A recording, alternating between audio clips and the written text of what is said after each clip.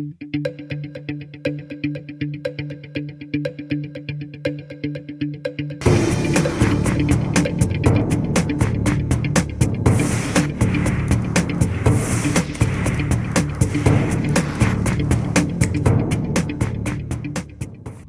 you would think that Darin actually wrote this, but he didn't. It was written by Stephen Lausch, according to what Darin says.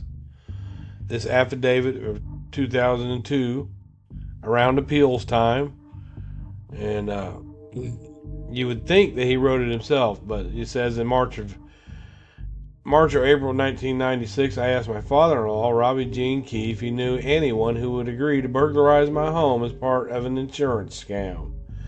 I said that I would arrange for my family to be absent from my house at 5801 Eagle Drive, that someone who I would hire would come into the house to take away the furniture and other items from my house in a U-Haul truck, that I would then pay that person from the proceeds of the resulting insurance payments. Between March 1996 and May 1996, I told multiple people of my planned insurance scam. Well, they didn't show up with the U-Haul. That's number one. They showed up at 2:30, and if they were there just to rob that home, and they got in there and saw that people were downstairs, that would be time to turn around and walk away. They didn't have any gloves. They didn't have any two-wheelers. They didn't have any things to help them lift. But anyways, this is all crock of shit.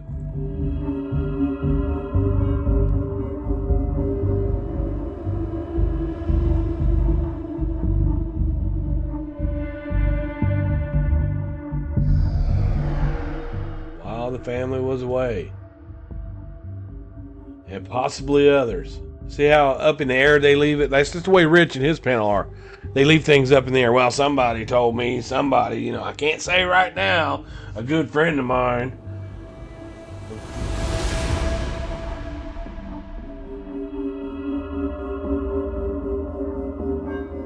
I don't know why I never told police. 6 years later. And then Kathy Cruz.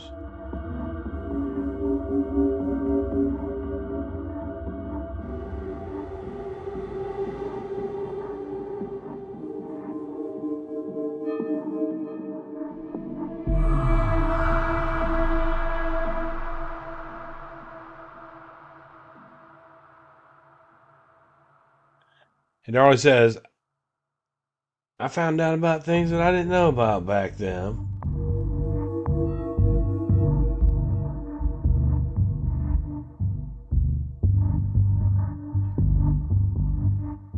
That whole insurance scam is to place reasonable doubt in our brains, supporters.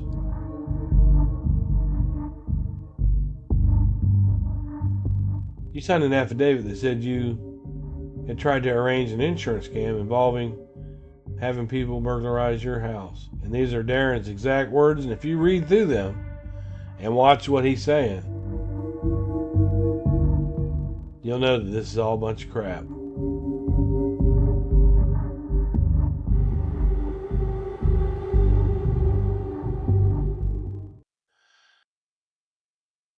By attempting a triple homicide. Interestingly, 4 or 5 years after the conviction, Darin revealed that he'd been soliciting people to do a burglary of his house so they could make a false insurance claim. He signed an affidavit to that effect. There is the theory that Darin's shady contacts may have decided to freelance it and do it on their own, and it went wrong. You signed an affidavit. Now, I'm going to speak on this.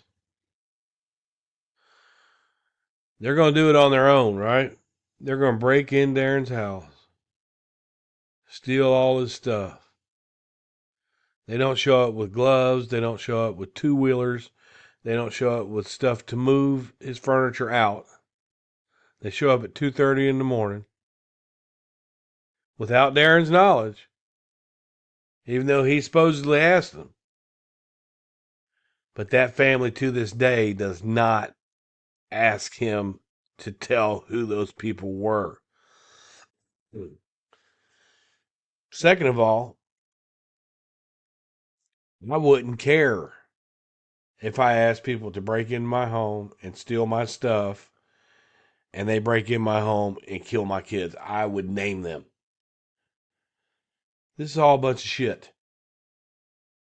Let's listen. David, that said that you had tried to arrange an insurance scam involving having Did you notice that huge swallow he just did a second ago? Look at the way he's looking. He's really nervous about this question. people burglarize your house? Darlie was up for an appeal, and her appellant attorney, Stephen Loesch in Longview, Texas, called me up one day and said, well, I need you to come see me about Darlie's case. And he had this affidavit stating that I had something planned, insurance fraud, and my name underneath it. Would you sign that? I said, to help Darlie, I will. Apparently, they were trying to use that as a reason to put some heat on me, make me look like I may have done something wrong, may have done something illegal. They were hoping that maybe they would have some influence over an appellate court, because they were hoping for a new trial. I just wanted to help Darlie. It's just sometimes easy for people from the outside to, if I don't defend myself, and I haven't up to this point, to just assume that, you know, I'm up to something, or I know something, or I don't. I don't know who did it. I don't know. I have absolutely no idea. If I even had an inkling of a thought of anybody who could have done this, I would hunt them down myself and shoot them. I'd put them in. And Darin did drive around with a gun in his car for quite a while, weeks. But here's Darin admitting, if you read between the lines on this, that insurance scam was bullshit. If I had an inkling of anybody who could have done this. Well, if you ask multiple people and then they break in your house and get startled by your kids and kill their kids, you would name them, right? Your family, the family would make you name them, right?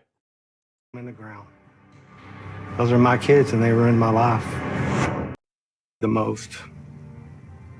She's a tough lady, but you have to learn how to put it on the shelf. June's a terrible month for me. 21 years later, and I'm still just sick at my stomach.